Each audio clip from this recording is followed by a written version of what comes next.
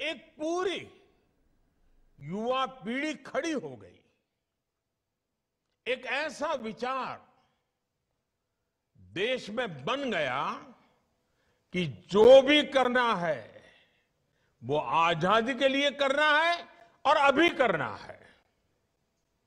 कोई चरखा काटता था तो वो भी आजादी के लिए, कोई विदेशी सामान का बहिष्कार करता था वो भी आजादी के लिए, कोई काव्य पाठ करता था वो भी आजादी के लिए, कोई किताब या अखबार में लिखता था वो भी आजादी के लिए, कोई अखबार के पर्चे बांटता था वो भी आजादी के लिए।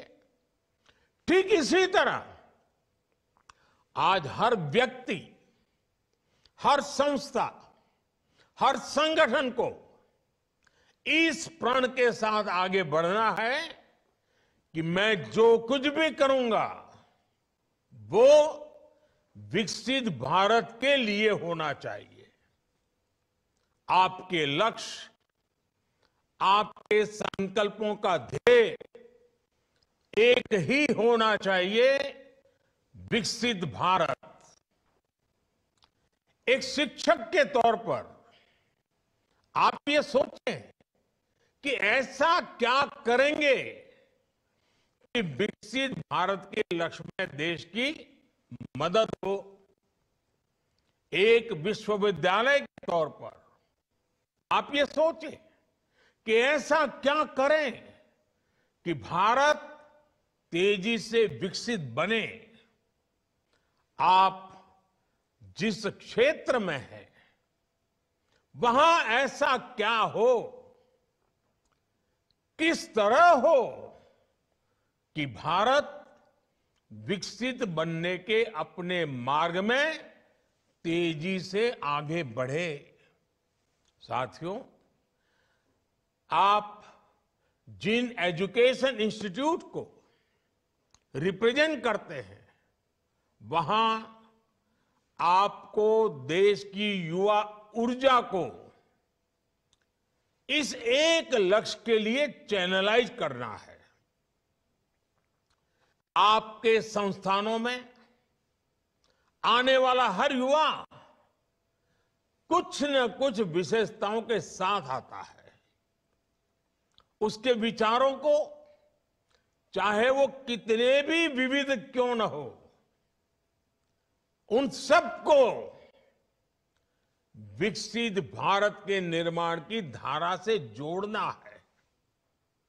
मैं चाहूंगा कि आप सभी विकसित भारत @2047 के विजन में कंट्रीब्यूट करने के लिए अपने दायरे से बाहर जाकर भी सोचें, आउट ऑफ बॉक्स सोचें।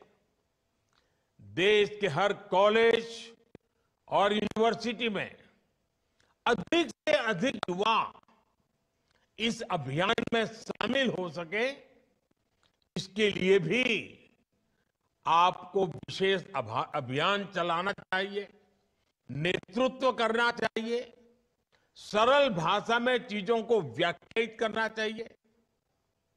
आज ही माय गॉव के अंदर विकसित भारत @2047 सेक्शन लॉन्च हुआ है।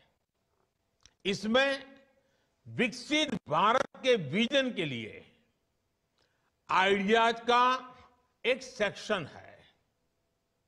और क्योंकि आइडिया की शुरुआत ही आई से होती है, इसलिए इसमें ऐसे आइडिया चाहिए जिसमें वर्णन हो कि मैं स्वयं भी क्या कर सकता हूं। और आइडिया में जैसे आई सबसे पहले है, इंडिया में भी आई सबसे पहले है। यानी अगर हमें सफलता पानी है, लक्ष्यों की प्राप्ति करनी है, उचित परिणाम लाना है, तो स्वयं के आय से ही शुरू होता है। इस माय गॉव पर, इस ऑनलाइन आइडियाज के पोर्टल पर 5 अलग अलग थीम्स पर सुझाव दिए जा सकते हैं। सबसे बेहतरीन 10 सुझावों के लिए पुरस्कार की भी व्यवस्था की गई है। साथियों, जब मैं सुझावों की बात करता हूं तो आपके सामने खुला आसमान है। हमें देश में एक ऐसी अमृत पीढ़ी को तैयार करना है जो आने वाले वर्षों में देश की कर्णधार बनेगी, जो देश को नेतृत्व और दिशा देगी। हमें देश के एक ऐसी नौजवान पौध को तैयार करना है जो देश हित को सर्वोपरि रखते, जो अपने कर्तव्यों को सर्वोपरि रखें। हमें सिर्फ शिक्षा और कौशल तक ही सीमित नहीं रहना है। एक नागरिक के तौर पर 2400 घंटे देश के नागरिक कैसे सजग रहें, इस दिशा में भी प्रयास बढ़ाने आवश्यक है। हमें समाज में वो चेतना लानी है, कैमरे लगे हो या न लगे हो, लोग ट्रैफिक की रेड लाइट जंप न करें। लोगों में कर्तव्य बोध इतना ज्यादा हो कि वो समय पर दफ्तर पहुंचे, अपने दायित्वों को निभाने के लिए आगे बढ़कर काम करें। हमारे यहां जो भी प्रोडक्ट बने उसकी क्वालिटी इतनी बेहतर हो कि मेड इन इंडिया देखकर लेने वाले का गर्व और बढ़ जाए। जब देश का हर नागरिक जिस भी भूमिका में है, जब वो अपने कर्तव्यों को निभाने लगेगा तो देश भी आगे बढ़ चलेगा। अब जैसे प्राकृतिक संसाधनों के इस्तेमाल से जुड़ा विषय है, जब जल संरक्षण को लेकर गंभीरता बढ़ेगी, जब बिजली बचाने को लेकर गंभीरता बढ़ेगी, जब धरती मां को बचाने के लिए केमिकल का इस्तेमाल कम होगा, जब पब्लिक ट्रांसपोर्ट के ज्यादा से ज्यादा इस्तेमाल के प्रति गंभीरता होगी, तो समाज पर, देश पर, हर क्षेत्र में बहुत ज्यादा सकारात्मक प्रभाव पड़ेगा। मैं ऐसे कितने ही उदाहरण आपको गिना सकता हूं। आप भी मानेंगे कि छोटी छोटी बातें हैं, लेकिन इनका इंपैक्ट बहुत बड़ा होता है। स्वच्छता के जन आंदोलन को नई ऊर्जा कैसे दी जाए, इसके लिए भी आपके सुझाव अहम होंगे। हमारे युवा आधुनिक लाइफस्टाइल के साइड इफेक्ट का मुकाबला करें, इसके लिए आपके सुझाव अहम होंगे। मोबाइल की दुनिया के अलावा बाहर की दुनिया भी देखें, ये भी उतना ही जरूरी है। एक शिक्षक के तौर पर आपको ऐसे कितने ही विचारों की सीडिंग वर्तमान और अगली पीढ़ी में करनी है, और आपको खुद भी अपने विद्यार्थियों का रोल मॉडल बनना है। देश के नागरिक जब देश के हित की सोचेंगे, तभी एक सशक्त समाज का निर्माण होगा। और आप भी जानते हैं कि जिस तरह समाज का मानस होता है, वैसी ही झलक हमें शासन प्रशासन में भी नजर आती है। मैं अगर शिक्षा के क्षेत्र की बात करूं तो उससे जुड़े भी कितने ही विषय हैं। 3-4 साल के कोर्स के बाद हमारे शिक्षण संस्थान प्रमाण पत्र देते हैं, डिग्रियां देते हैं, लेकिन क्या हमें ये सुनिश्चित नहीं करना चाहिए कि हर छात्र के पास कोई न कोई स्किल अनिवार्य रूप से हो? ऐसी चर्चाएं, इससे जुड़े सुझाव ही विकसित भारत की यात्रा का मार्ग स्पष्ट करेंगे। इसलिए आपको अपने हर कैंपस, हर संस्थान और राज्य के स्तर पर इन विषयों पर मंथन की एक व्यापक प्रक्रिया के रूप में आगे बढ़ना चाहिए। साथियों, विकसित भारत के निर्माण का यह अमृतकाल वैसा ही समय है जैसे हम अक्सर परीक्षाओं के दिनों में देखते हैं। विद्यार्थी अपने परीक्षा के प्रदर्शन को लेकर बहुत आत्मविश्वासी होते हैं, लेकिन फिर भी अंतिम समय तक वो कोई कोर कसर बाकी नहीं छोड़ता।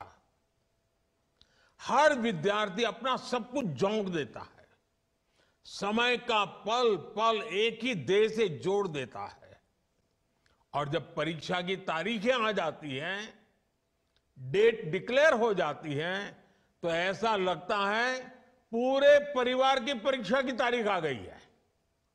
सिर्फ विद्यार्थी नहीं, बल्कि पूरा परिवार ही एक अनुशासन के दायरे में हर काम करता है।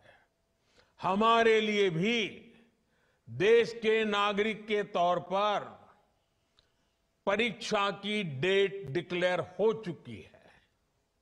हमारे सामने 25 साल का अमृतकाल है। हमें 24 घंटे इसी अमृतकाल और विकसित भारत के लक्ष्यों के लिए काम करना है।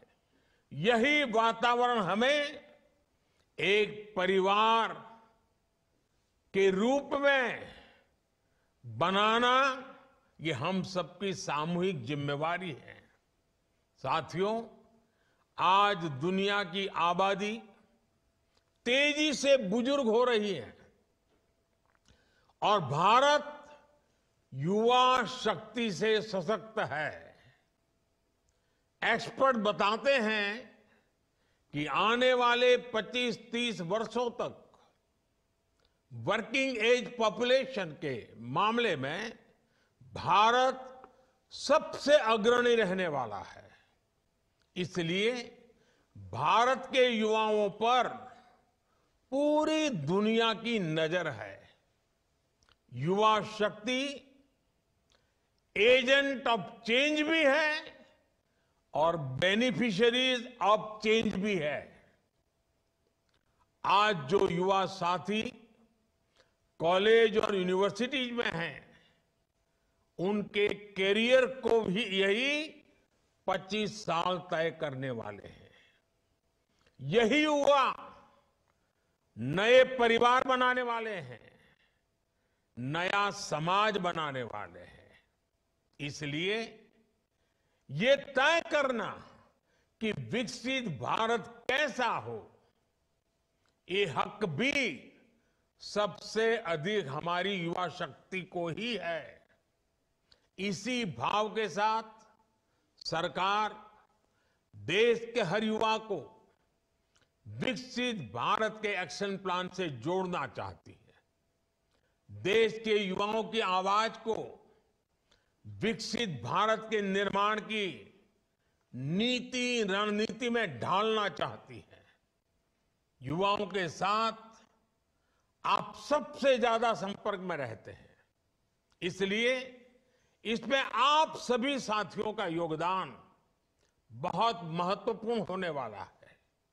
साथियों, हमें प्रगति के जिस रोड मैप पर चलना है, वो सिर्फ सरकार तय नहीं करेगी, उसे देश तय करेगा। देश के हर नागरिक का इनपुट उसमें होगा, सक्रिय भागीदारी इसमें होगी।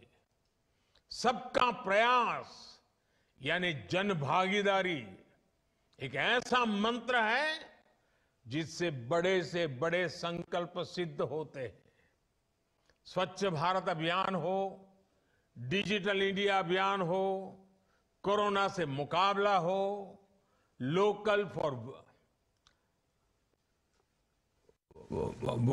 फॉर लोकल होने की बात हो, हम सभी ने सबका प्रयास की ताकत देखी है। सबका प्रयास से ही विकसित भारत का निर्माण होना है। आप सभी विद्वज्जन स्वयं भी देश के विकास के विजन को शेप करने वाले लोग हैं, युवा शक्ति को चैनलाइज करने वाले लोग हैं। इसलिए आपसे अपेक्षाएं कहीं अधिक हैं। ये देश का भविष्य लिखने का एक महाअभियान है। आपका हर सुझाव विकसित भारत की इमारत की भव्यता को और निखारेगा। एक बार फिर आप सभी को आज के इस वर्कशॉप की तो शुभकामनाएं देता हूं, लेकिन आज से जो आंदोलन शुभारंभ हो रहा है और मेरा पक्का विश्वास है कि 2047 तक हम विकसित भारत बना सकते हैं, मिलकर के बना सकते हैं। आज यात्रा का आरंभ हो रहा है। नेतृत्व शिक्षाविदों के हाथ में है, नेतृत्व विद्यार्थियों के हाथ में है, नेतृत्व शिक्षण जगत की इंस्टीट्यूशंस के हाथ में है। और ये अपने आप में देश बनाने वाली और स्वयं को भी बनाने वाली पीढ़ी का कालखंड है। उन सब के लिए मेरी बहुत बहुत शुभकामनाएं हैं। धन्यवाद।